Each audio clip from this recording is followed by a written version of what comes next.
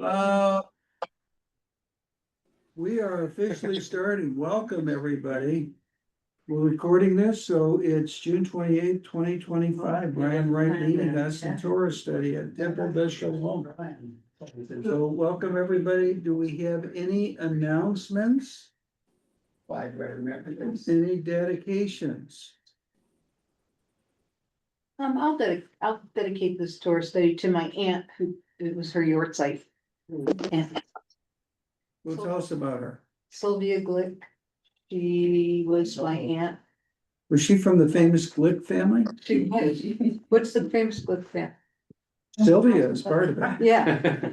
So, okay, I don't know what to say about her other than, you know, I like her. very nice, very nice. Anybody else have any announcements?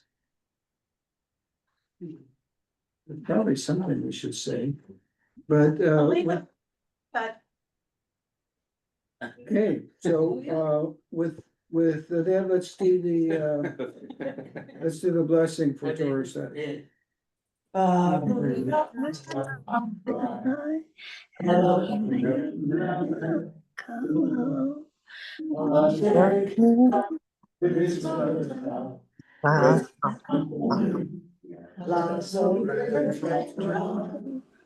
good. Brian, take it away. All right, good Shabbos, everyone. Shabbat Shalom. Welcome back, Torah Study TBS for Shabbos morning. 3 rabbis are at a rabbinical convention for the Reform movement. And they're sitting in the bar of the hotel, kind of boasting to one another about just how reformed their congregation is. And the first rabbi says to the group, you know, my congregation is so reformed that on the high holidays, we serve sandwiches. On Yom Kippur, huh? Yeah. Oh, shit. And the second rabbi says, my congregation is so reformed that on the high holidays, we barbecue shrimp in the backyard. And so they look to the third rabbi and he says, yeah, for the high holidays, we're closed. I'm not sure what that has to do with Korach, but I can guarantee you that we'll circle back around and find out what before we get to the end of today's study. Can we have, Mike, can you go back to page 2? So Yeah. if you scroll up a page.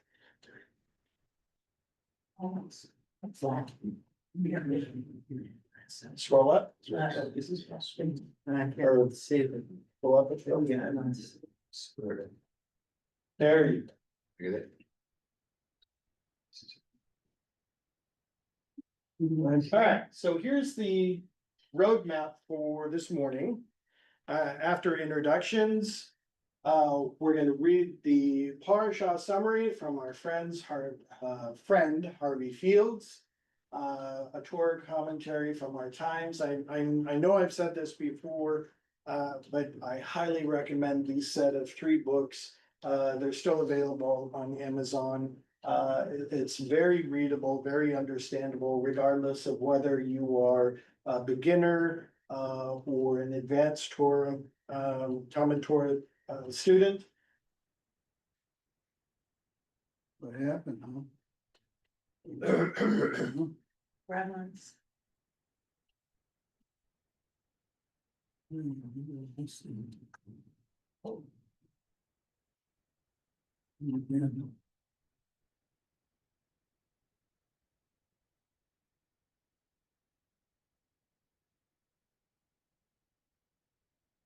Very.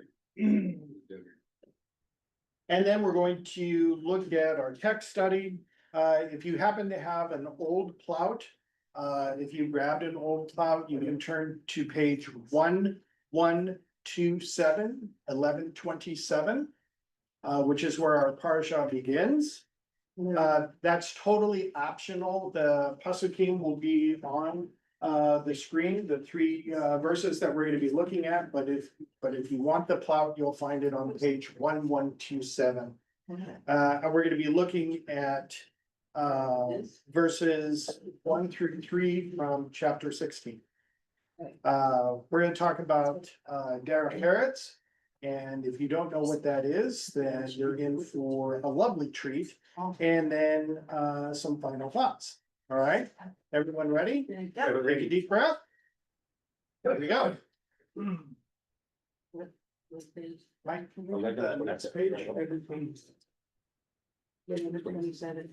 Wrong direction. No, you were right. You down. No, like that, like that.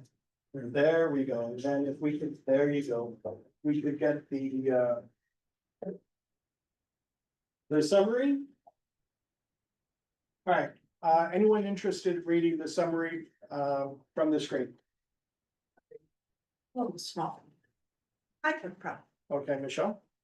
Parasha Korach tells of the rebellion of Korach, Datan, Abiram, and On against the leadership of Moses and Aaron. With 250 respected leaders of the community, they accused Moses. There, we did it again. We can we credit. Michelle. Keeps moving to the other page or something.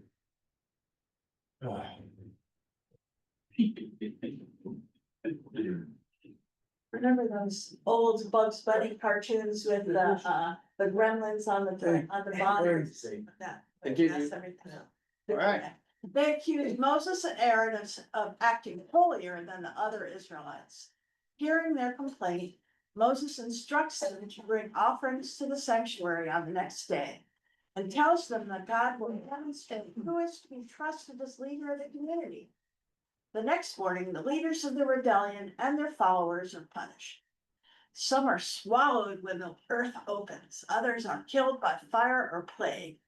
The community then accuses Moses and Aaron of bringing death upon the people. God threatens to destroy the entire people, but Moses orders Aaron to place an offering on the altar, which is meant to save the people from harm. Moses then organizes the priesthood to be headed by Aaron and his descendants. They, along with the tribe of Levi, are to be responsible for managing all gifts donated to the sanctuary. Unlike other tribes of Israel, Levites are not given any territory. They are given offerings as payment for their work in the sanctuary. Very good. Thank you so much. Next page. All right, so here's the meat of what our study is going to be centered around this morning.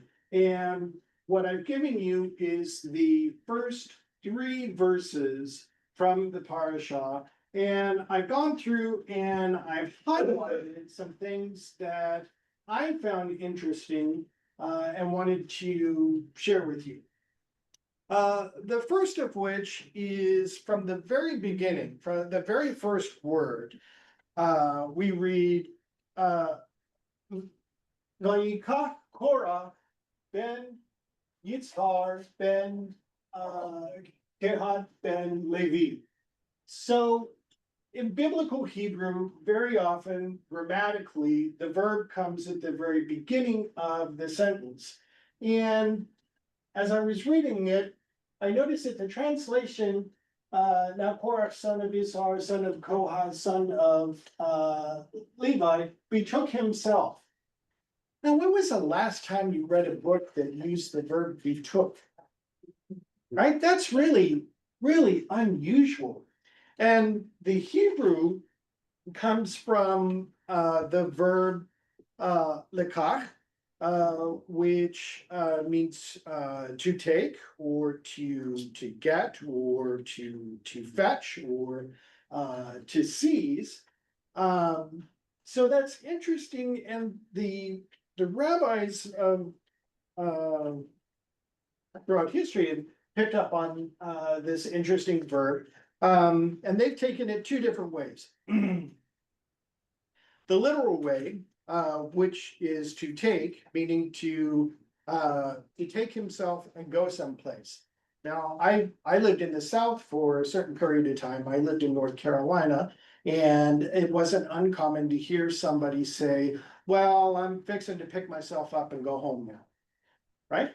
So that's one way of looking at it, that Korach was literally picking himself up and going someplace. But Rashi and Onkelos, who's another Torah commentator, they see it a little bit differently.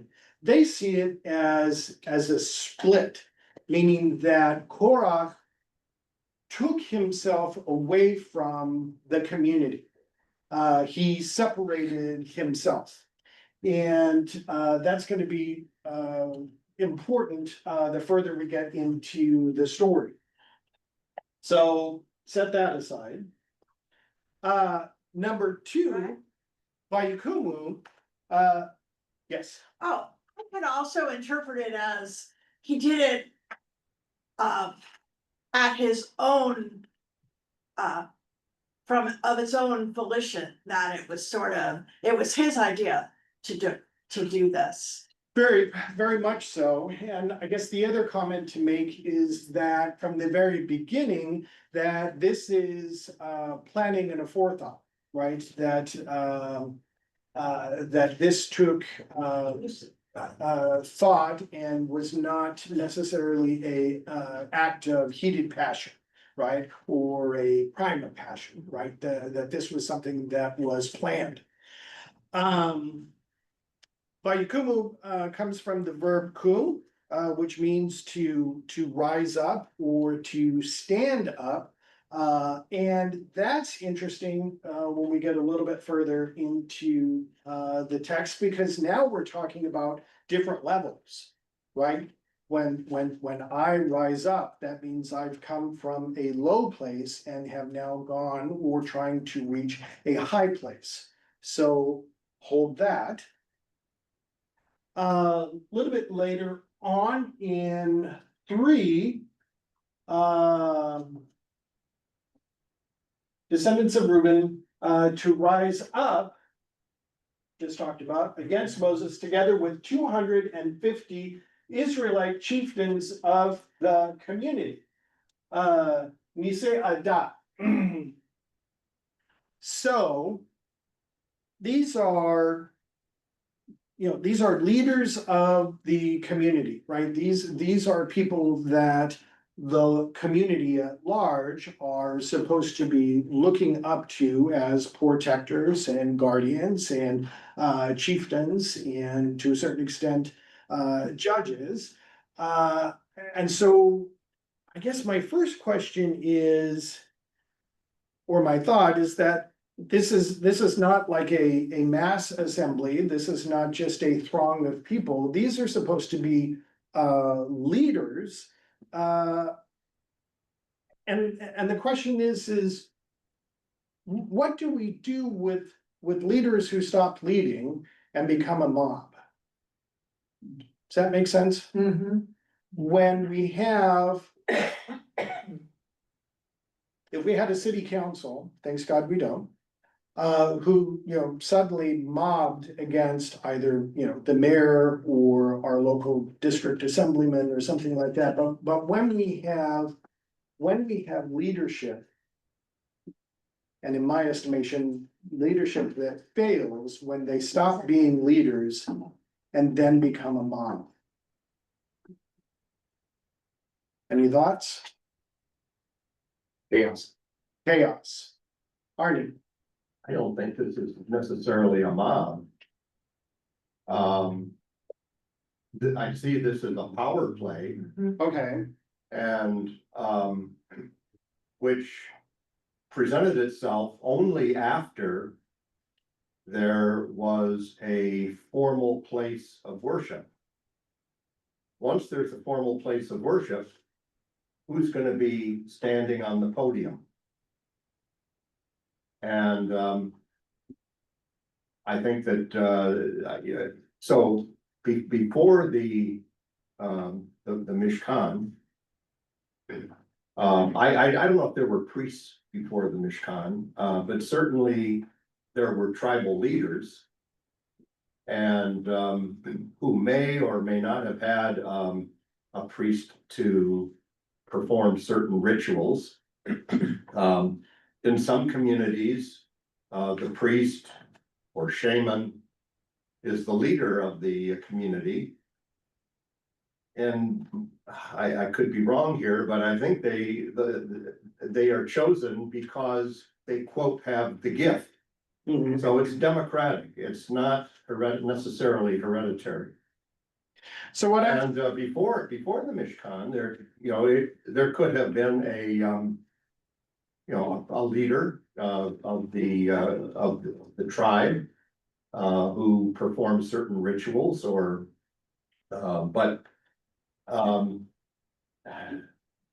and whether it was hereditary or by having the gift, it's something that is beyond my pay grade, but so I really believe that the Mishkan is the catalyst for this fight between the Levites, the Israelites, and the Kohanim.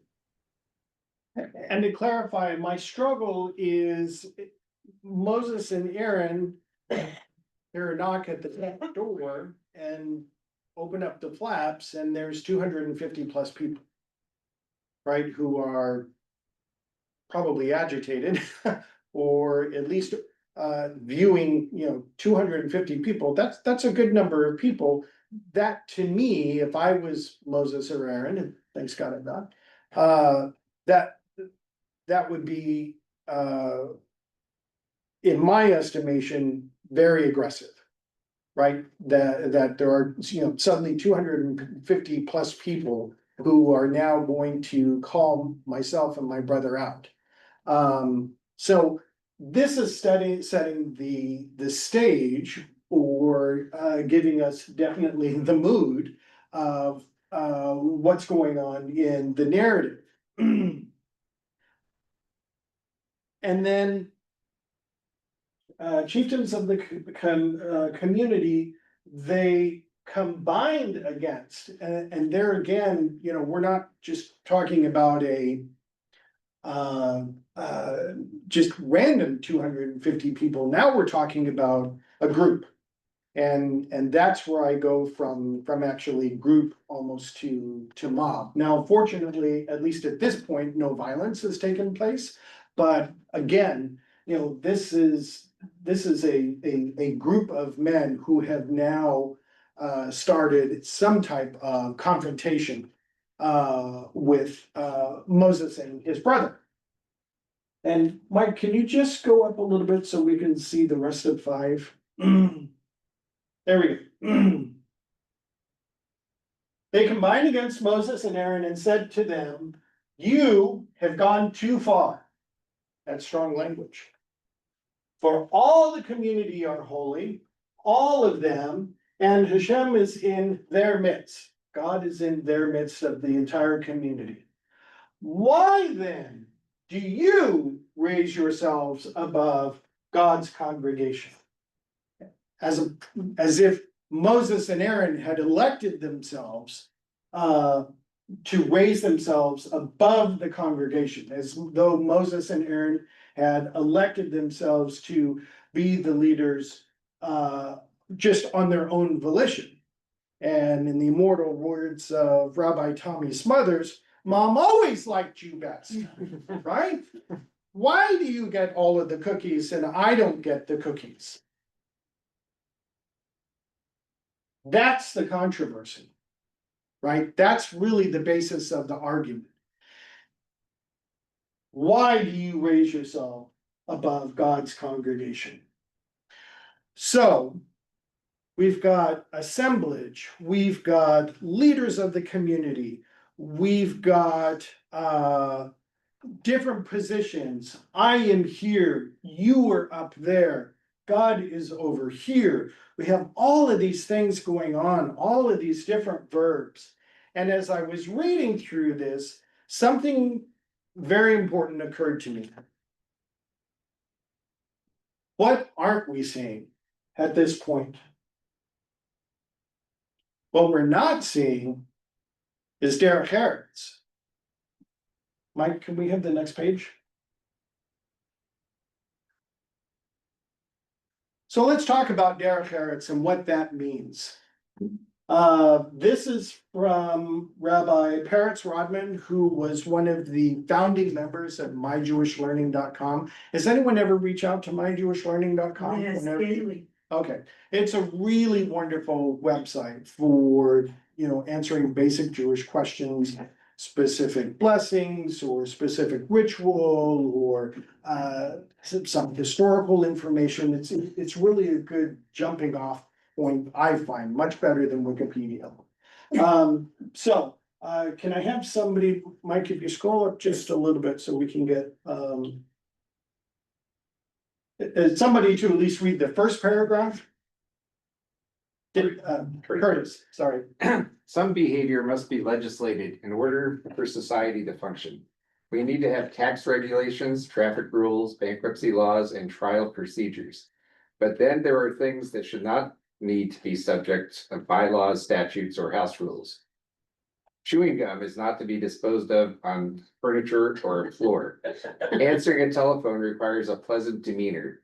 In a crowded parking lot, one should park within the lines. In Hebrew, such basic, obvious consideration for others is called derek eretz, which might be translated literally as the way of the world. Gail? All psychology and anthropology, no theology.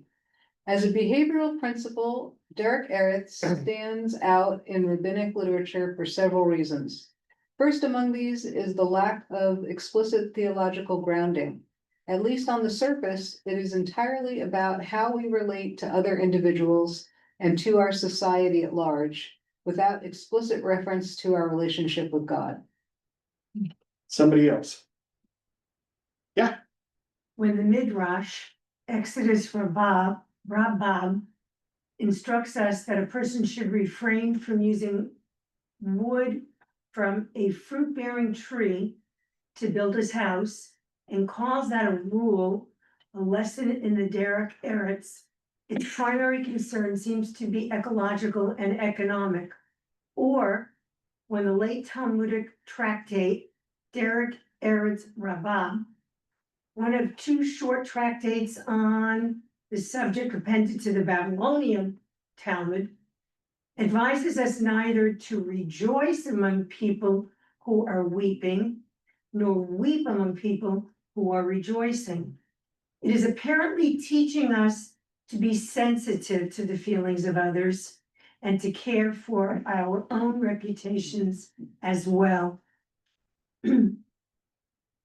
So Rabbi Rodman has given us a basic sketch of what Derek Eretz is. And so now let's fill in that sketch with more contemporary or modern examples of, what we think Derek Eretz is. And I came up with a few, so I'll get us started, but I, like to hear from you. Certainly respect for yourself, right? Psychologically, physically, it's important to bathe every day, brush your teeth, put on clean underwear, all of those things that your mother told you to do. Respect for others, too far, or, okay. Social graces, please, thank you. An important one for me is simply just holding the door for somebody, as you go in and out of, well, we don't go to banks anymore, but, in and out of the shul or in and out of the, a grocery store or the dry cleaners. I will tell you that I have some really, really good friends up in Woodland Hills, just a delightful couple, Haley and Phil Chavaria. And they've been married, they just celebrated their 15th wedding anniversary, so Mazal Tov to them. Phil is absolutely adamant about opening the car door for Haley, regardless of whether she's driving or not driving.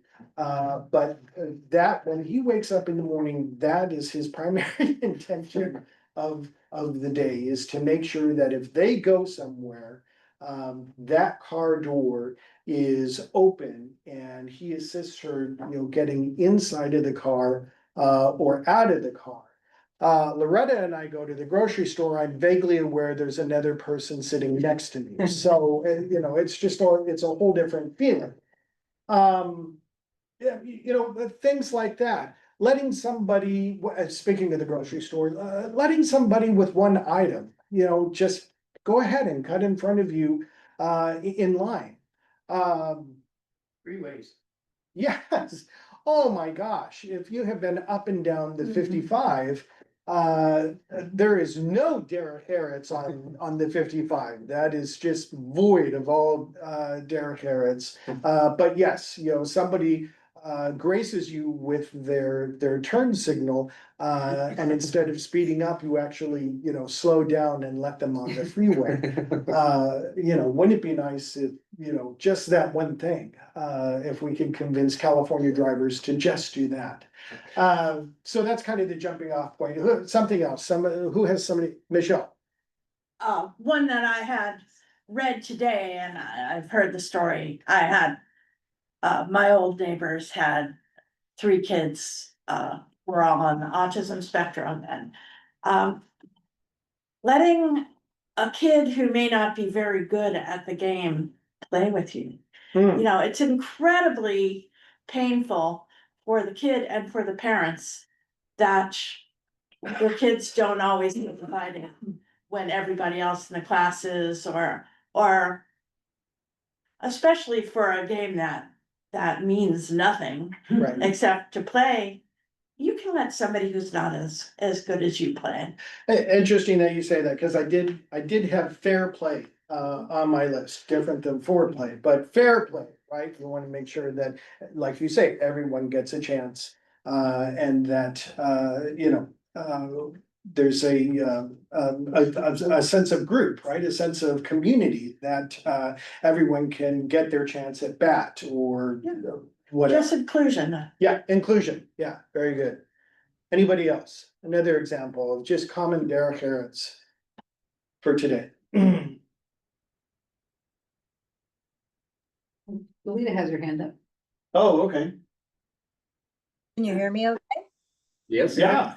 Okay, this has happened a number of times, but if you go to a farmer's market or a store and you want to get something and you want to get as many as you can because you're trying to stock up, but there's a limited number on the shelf and you see someone near you who's also looking at or aiming toward those same items, rather than taking all of them, just reach out to the other person and say, are you also wanting some of these? And if they say yes, then you just decide amongst yourselves who's getting what. You take less than you want so that somebody else can have what they would like also.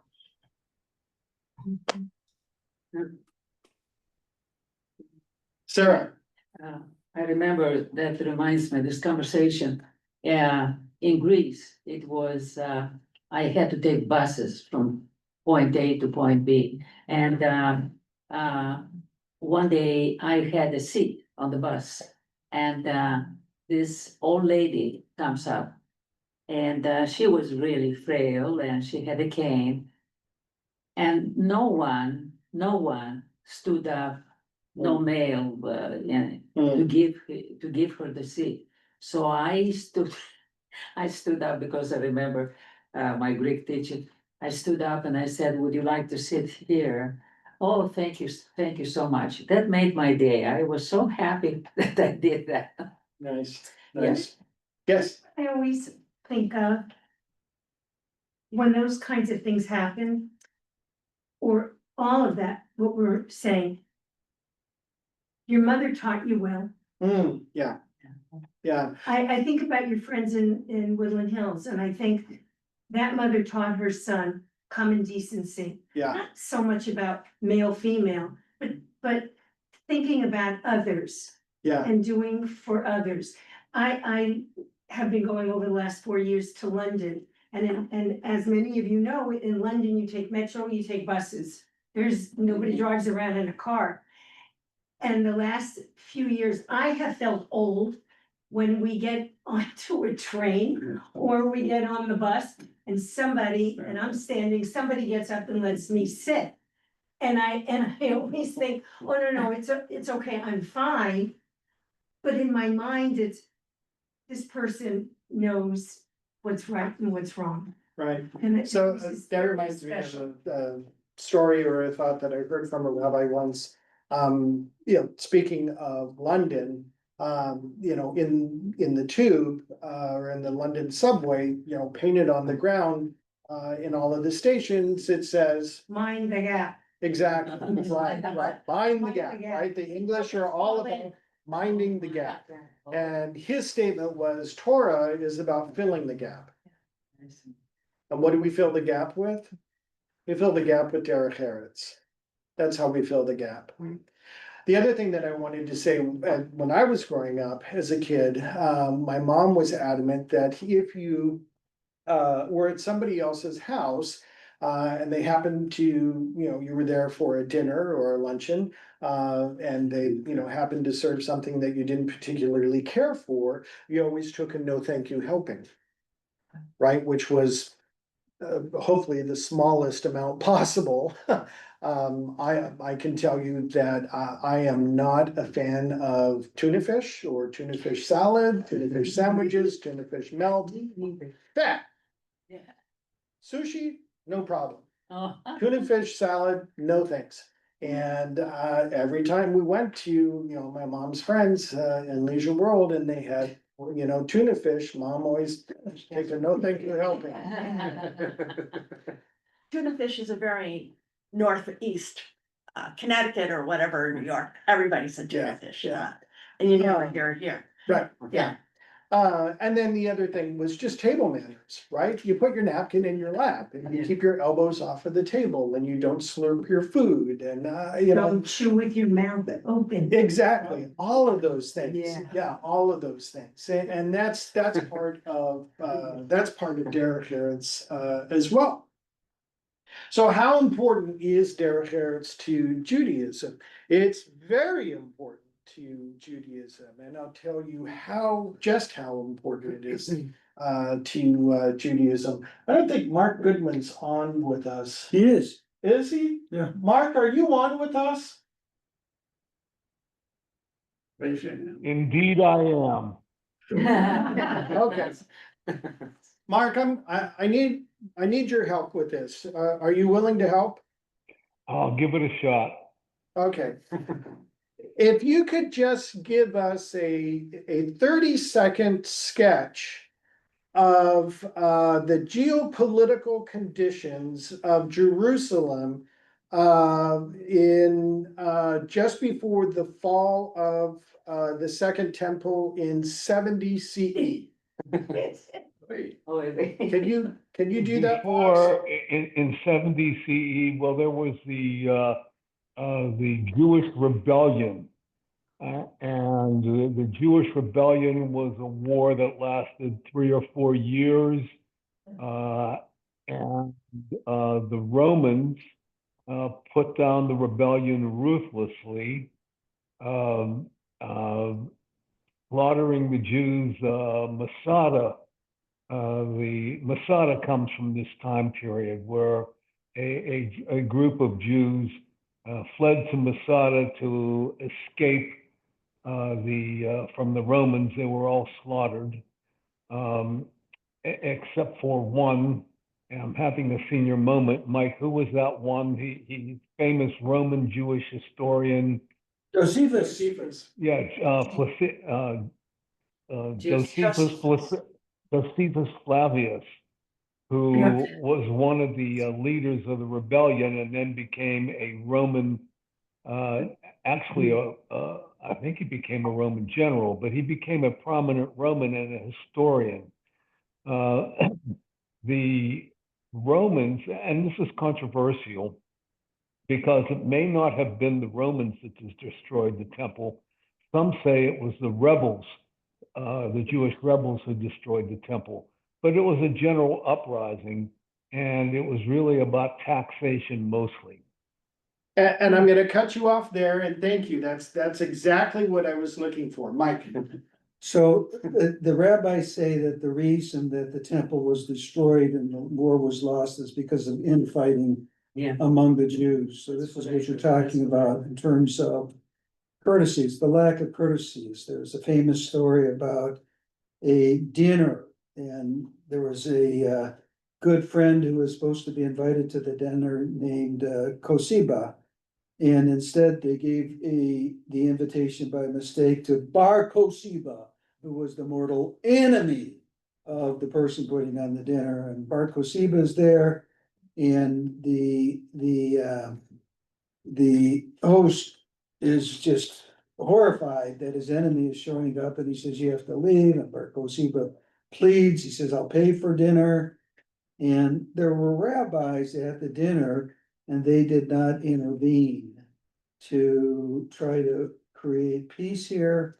It ended up Bar Kosiba, under a series of circumstances, I won't go through them all, went to the Romans. The Romans then tested the Jews as to whether they were loyal or not. They failed the test, and it resulted in the whole situation. And as Mark said, there was infighting among the Jews during the siege of Jerusalem.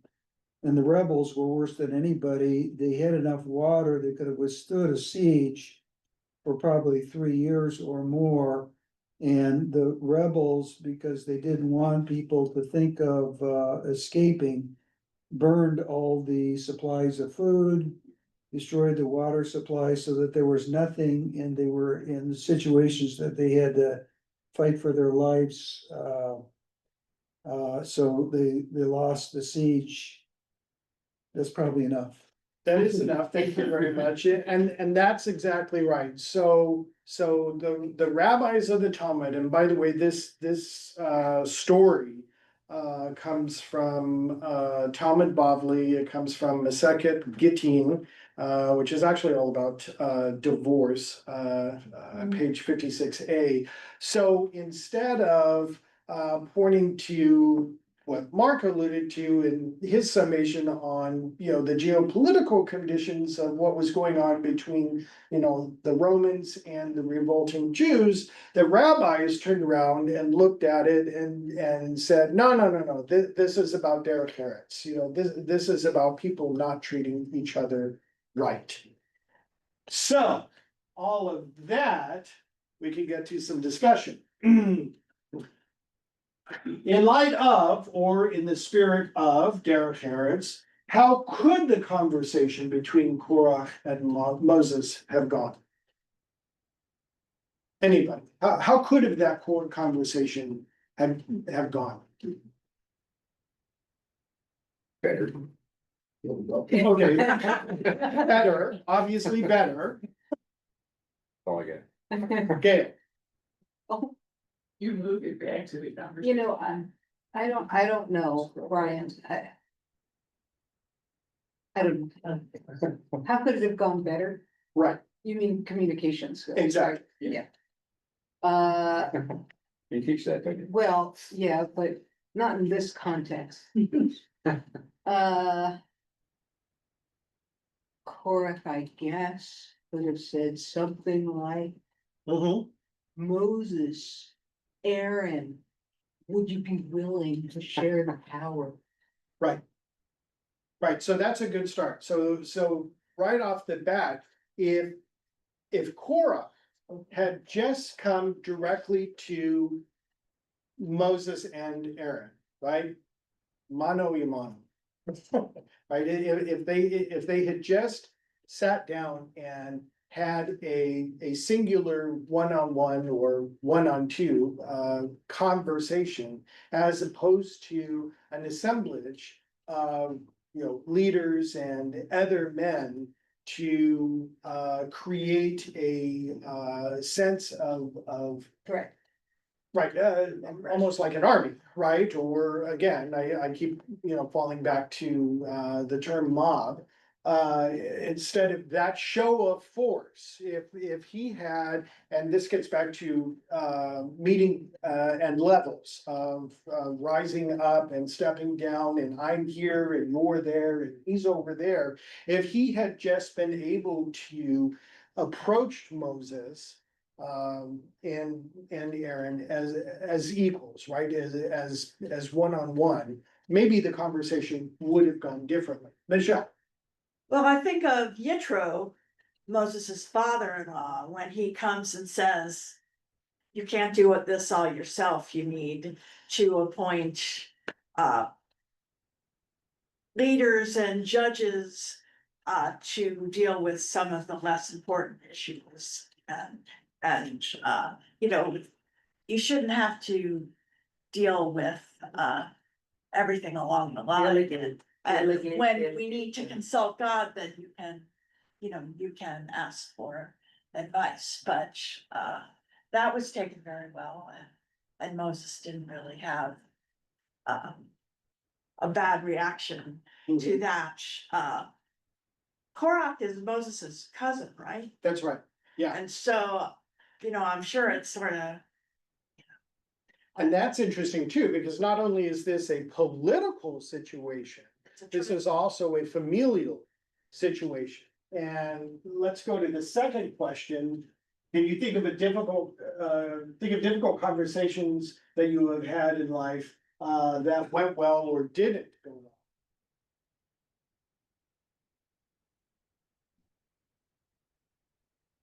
You can see that I have stunned you all. Please.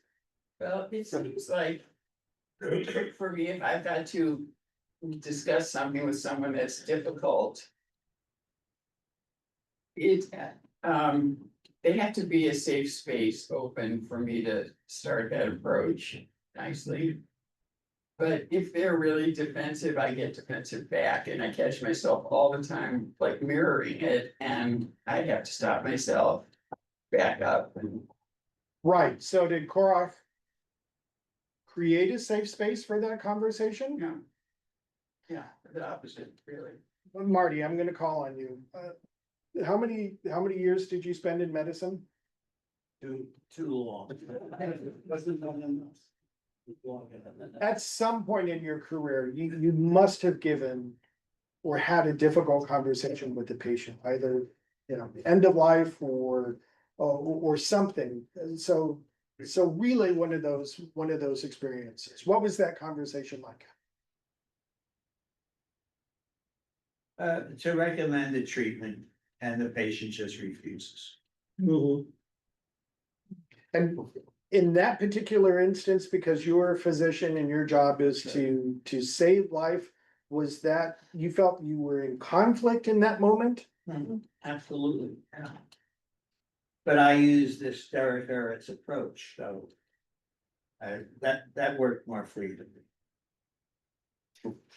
Somebody else, yes. So I think I've had two that I can think of. One is family. Yeah. And in terms of in the dealings that I'm thinking of with this person, they're very strong in in what they believe and in how they always think they're right. So I find myself backing off, that I'm not going to win. And I would rather have, I call it shalom bayit, that it's not worth it. So I go along with it. The other situation is similar to Marty, that I was a speech pathologist working with autism spectrum students. And in one particular case, it was a family with a few children on the spectrum who were pretty severe. And this particular parent thought she knew better than the psychologist, than the therapist, than all the professionals that were trying to advise and work with her. And you get to a point when you just realize you're not going to really be able to negotiate certain things, and you just have to just chalk it up. It's the way it is. And I find maybe I don't fight for it strong enough, Mhm. but it works for me and I'm healthier for it. I manage a group of staff accountants at my office. I have 10 direct reports and then about another, I don't know, 3 or so indirect reports. And 2 weeks ago, I had to terminate somebody. And I can tell you as a manager in the business world, I've only had to do that a few times in my career. It does not get easier with time. It is always a difficult conversation, and this was a warranted termination. It had to do with performance issues and I was resolute in my decision to terminate. That did not make the conversation any easier. Uh, Fortunately, the person that I ended up terminating took the news, rather well, and there was no, drama involved, and there was, a level of understanding. But, had to sit down at a table in the conference room and look that person in the eye and say, you are terminated, you no longer work here, and these are the reasons why. Very difficult conversation. Ed, So I had this, many years ago, I had this conversation with the president of a corporation that was a part of a bigger corporation. And, we were out in the middle of the desert in a trailer. And his company was building this facility for us, actually for us, but it was my plans, my drawing. And he couldn't build it the way the drawing showed. And he wanted to change it. And I looked at the changes he wanted, and I said, you can't do that. And that conversation didn't go well. It became a screaming match. And it was really, really interesting. And because this fellow is really bright. I mean, he's had a PhD, he taught all of that stuff, he's teaching, I think, or he's teaching at MIT, I think. And before he became the president of the corporation. And the result was, and my boss basically resolved the problem. He said, Ed, we'll get somebody else to sign the drawings, sign the plan, sign off. And that was pretty good, except I had a problem with that too. That is a great lead in to our next question, number 3. Was it weak of Moses to have God decide? Right, so in the conversation, if you remember from the Harvey Field summary, Korach confronts Moses and Aaron, and instead of Moses, pushing back, he says, we'll let God decide. This is not me. We'll let him decide. But the question is that deferral? Go ask mom, because she likes me best. Is that deferral a sign of weakness, or was that smart? Ed? So the thing is always to try to come to compromise. And so the better way of working is somehow as Moses came up with, and between Moses and Korah, they came up with a compromise. Because usually there's often not a winner and a loser. Well, there are winners and losers, but when you have that, you usually have a long-term problem. I didn't have a long-term problem, I don't think, but you do have long-term, well, you see that all the time. I mean, Germany lost World War I, and then we had World War II. Right? So you see that, so what the better way, of course, was the compromise between Moses and Korah, and Moses could have come up with the same solution as Korah did. And so the follow-up question to that is, did God need to intervene? Would he have been able to say, or was the situation too far out of control?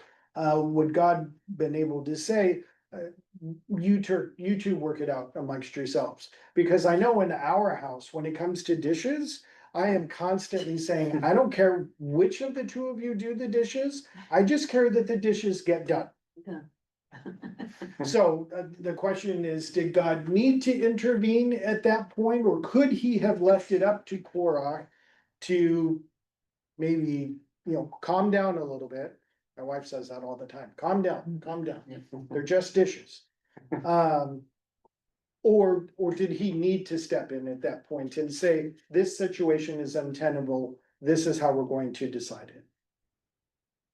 Mike. I have a different view of this whole thing. To me, Korach is a hero. And there's the rabbis, of course, have to show why Korach is the worst person imaginable. But the fact is, Korach is basically saying, we are all holy. All of us, and you're making it look like you're the only one. You're putting yourself on a pedestal, you're putting Aaron on a pedestal. Of course, God has something to do with this as well. But, we're holy people, and we don't have a Rebbe, we don't, and to me, this is a struggle that has gone on in Judaism for the entire time, starting before Korach to today. And Reform Judaism represents the Korachs in the world.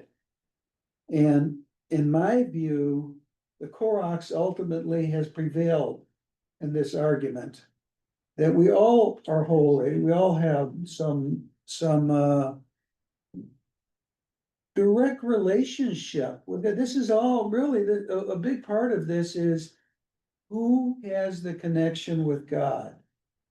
Do I have to go through Moses? Do I have to go through Aaron? You guys get control over the Holy of Holies and nobody else can go in there, and ultimately we have evolved to everybody has the right to petition God and prayer. Now you had sacrifices, so theoretically, of course, but you had to go to the priest to do these sacrifices.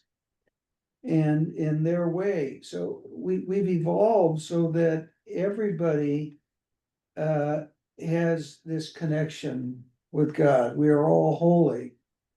So that's how I envision this, and in our liturgy over time, there's some recognition of the appropriateness of Korach. You have psalms that are from the children of Korach. This passage actually seems like they all got swallowed up.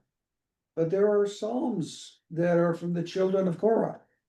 And now the rabbis have a really difficult time. How can that possibly be? And then they will, some children of Korach didn't side with him. You don't see it in the wording here, but that was a justification. So I would counterposit with a couple of things. First, I would say that going back to Jethro, I think you mentioned Jethro. Mark has his hand up when you're done. Okay, so if we are trying to build and live in a society or a community, and let's not forget that the Torah, the first, at least the first 5 books are all about Israel as a community, as a nation, as a society, as a group of people.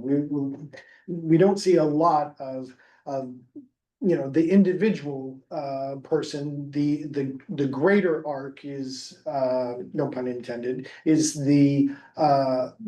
Israel as a nation. So if we're trying to establish Israel out of nation post Exodus, there has to be some sort of hierarchy, right? There has to be some sort of religious hierarchy and chain of command, for lack of a better term. So that was set up. God said, Moses, Aaron, you're it. You're going to lead these people, at least for for this time. So it feels like the Korach story is a rise to power story for some reason, right? Korach doesn't like that, and he's against that, and he wants to be the general.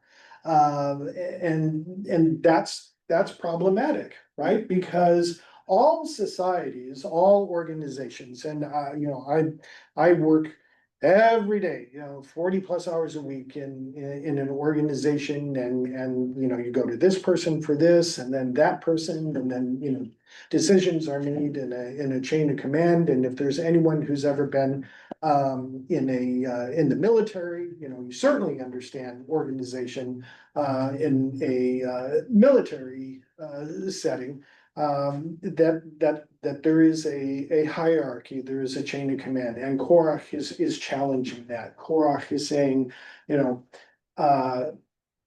want to be where you are. Why do you get to be in that position? What is it about you that made you so special? Somebody had their hand. So Mark, I'm sorry. So, Mark. I rarely take issue with Mike. But in this case, I'm going to side with Brian, and I'm going to cite the very last verse of the book of Judges. In those days, there was no king in Israel. Everyone did as he pleased. This is called anarchy. Now, Mike is putting it on a different level. He's putting it on spirituality, and Brian's putting it on societal organization. And so perhaps in spirituality, we don't need a hierarchy. But I would argue then that everyone has his own God. Everyone has his own truth. And it still comes down to anarchy. Well, Marty. Well, Mike's argument is not about anarchy or the absence of a hierarchy. And Korach has a very important question. Okay, on what authority, other than your appointment by God, do you have to rule over us in a wartime situation? This is not the first time that Moses has been challenged. And they are in a wartime situation and lives are at stake. Understood, and I countered, God said so, right? So Right. if the president says, I do not want to go to war, Eleanor does not want to go to war, and Fela doesn't want to go to war, but we are going to war, that's what we're going to do, right? Right. Arnie? Yeah, while you were talking, I was ignoring the conversation and trying to find out when there was a first mention of a high priest, other than in the biblical narrative of the Exodus. And I think that's Eli, who was the high priest of Shiloh, and he did trace his ancestry back to Aaron. Well, there, yeah. But I take a little bit of issue with Mark in saying that, yeah, it's in the book of Judges, it doesn't suggest that there was anarchy. I think it was, they had leaders. They had the judges. They were, maybe they were equivalent to the tribal leaders. Did those tribes cooperate with each other? Not necessarily. Some did, at some point in time they did, and other times they went their own way. And yes, it is true that there was no king in Israel, and that's kind of the segue to for the institution of the kingship. I going back to this Torah portion, I look at it in a slightly different way. I think it would be, let me ask the question of the group. Do you think it would be reasonable to have a conversation about a high priest being either being a meritocracy or family lineage. Would that be a reasonable conversation to have? Yeah. I think it would. And maybe there was period where, you know, this was discussed. And Korach represents the meritocracy. Right.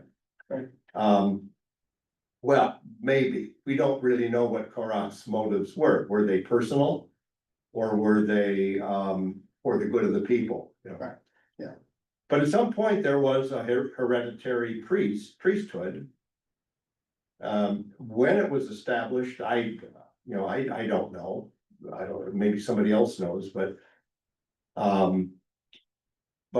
that conversation was held and the hereditary priesthood was established. And now you have to have an explanation for why. Why is this, why should the priesthood be hereditary as opposed to meritocracy? And the story of Korach is the foundation stone of that a decision. Good. So it's like looking back from the future. Right, yeah. For some explanation as to why the priesthood is hereditary. Ed, So sorry. the thing that bothered me about this is that the people had an opportunity to go up the mountain to meet with God. And they all refused, including Korach and all of those people. So I'm sitting here saying, what, why? Now he wants to be the intermediary with God. Right. But they didn't want to do it. He was afraid to do that. So how could he? Yeah. You don't know what you don't have until you don't have it. Mike, Yeah. and then we gotta move So, on. yeah, so Arnold makes a very good point here, and it just so happens, if you read the Friedman, you know, from the sources, this is almost all priestly material. There's a small part of it that is J, which is the other part of the rebellion dealing with Nathan and Abiram, which is, you know, kind of a separate thing woven in here, but the rest of it, the part about Korach is priestly, and, you know, in reply to Mark, there's the difference between a societal versus the spiritual, you can have a government structure or society structure that has a government, but here he's talking about the holiness here. He says, because of all the congregation, all of them are holy. He didn't say I am. Korach didn't say it was just me. He says all the congregation are holy. Which is a little bit of a populist argument, I suppose, and put it in a negative perspective, but there wasn't a discussion. Moses doesn't say, tell me more. Yeah. That we know of. I wanna understand that a little bit more. Right. It's might makes right. I got the mic. If you could scroll up, I wanna bring this back to us and today. I wanna the other direction. Scroll down. Sorry. The other one. Scroll the other way. The other. There, stop. Get the image. I wanna be able to see number 6 and 1. Okay, so the question is, are there really, this is rules for fighting fair, which I don't like that term. You know, I just fighting turns me off. I think that the better term for me is rules for communicating fair. But okay, you know, fighting is what I found on the internet. So, so the question is could any of the following have applied to Korach? So let's read these through. Identify the problem. What's the problem? What's the challenge? What's Korach's beat? Nancy, Get new leadership. or I wanna be the You're leader. not the He didn't boss. say that, he never said that. Well, You're not the boss of me. you're not the boss. Power, yeah. You're not the boss. Yeah. This says it's all the time. Focus on the problem. Now, that's interesting because I'm sure Moses and Aaron didn't think that there was a problem. It's Korach that has the problem. Right? So focus on the problem, I think, is an exercise on both sides, right? I have to be able to present my problem in a, tactful manner. And the other person or the other eye has to be able to hear or listen to the problem in a tactful manner, right? I used to tell my daughter, does anybody have daughters? Who has a daughter? Right, this is beautiful. There was a time in my life when my daughter was a teenager that I stopped being a husband. I was no longer a husband, I was no longer a father, I just became a full-time referee. I woke up in the morning, I put a whistle around my neck, and then, my wife, my first wife and my daughter, they just went at it, for about, 6 or 8 years. When kids turn into teenagers, the aliens take them away and drop another body, and then when they turn into their early 20s, they bring them back. Which they put. The whole point of that is being able to articulate your argument, articulate your stance, articulate your position. I would tell my daughter, the minute you raise your voice to your mother, you lose. The minute that you become aggressive, whether you're right or wrong or indifferent, whether it's just or not, you lose the argument. Right? That's also a form of teaching derech eretz, is being able to present yourself in a manner that you hang on just a second, that when you stop using aggression and are able to articulate your position in a respectful manner, you gain a much higher ground. Gail. I was just gonna insert that the reason for that is because when you get aggressive or raise your voice or do something like that, you put the other person into fight or flight. Yeah. And nothing gets resolved, because that person gets flooded and shuts down and goes, either retreats or just comes back at it. Yeah. Again, this isn't exactly perfect. I'm not thrilled with the verbiage attack the problem, not the person. But okay, let's identify the problem and not blame the person, right? Let's talk about in a respectful manner, what exactly is the issue at hand and how can we resolve it? Listen with an open mind.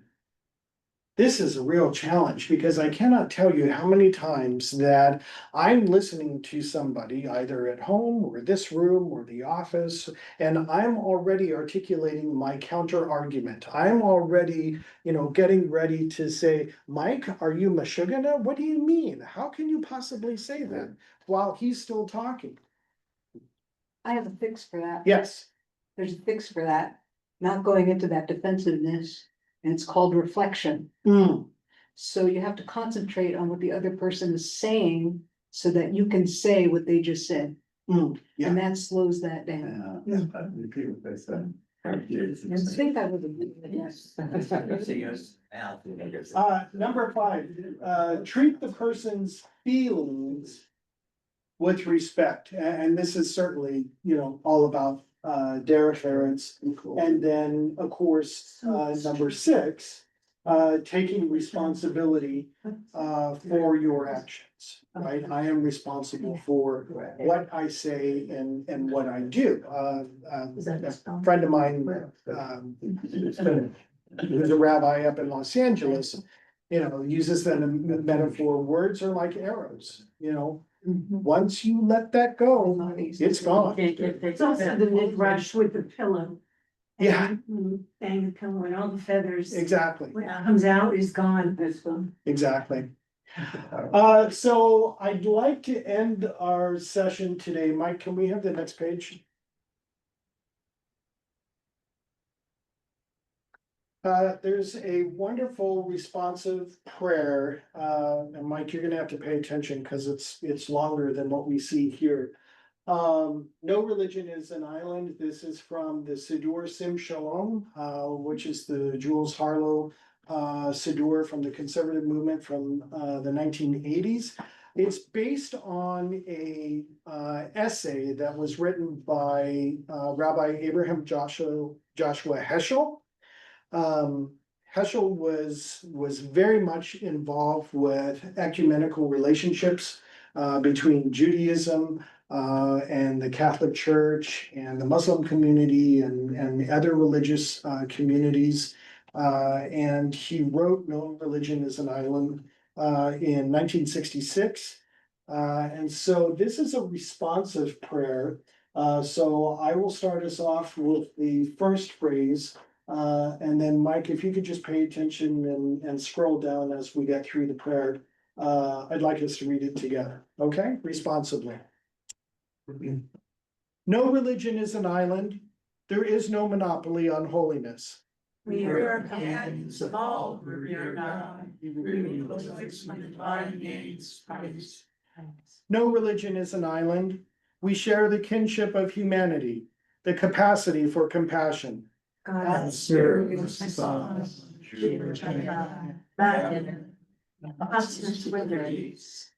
The creation of one atom promotes peace. No one can claim my ancestry is nobler than yours. We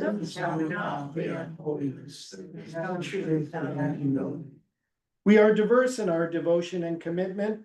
We must unite in working now for the sovereignty of God.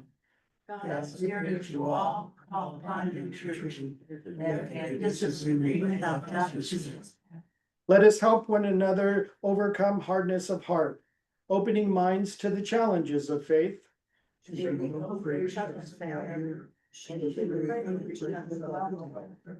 Let mutual concern replace remnants of mutual contempt as we share the precarious position of being human.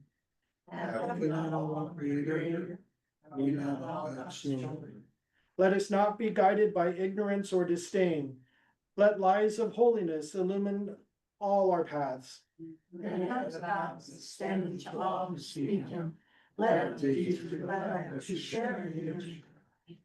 Let those who revere the eternal speak one to another, leading everyone to acknowledge the splendor of God. And let us say, Amen. So circling back to our three rabbis who were at the hotel in the bar, and what we've talked about, Korach and Derek Eretz. I just wonder if Korach and Moses had been able to have a beer with one another, that things might have gone differently in their conversation. And with that, I wish you a Shabbat Shalom. Thank you, Brian. That was excellent. Thank you, Mark. Thank you for your help. I gotta get my potatoes. Okay, we will, does anybody have any approaching announcements? Well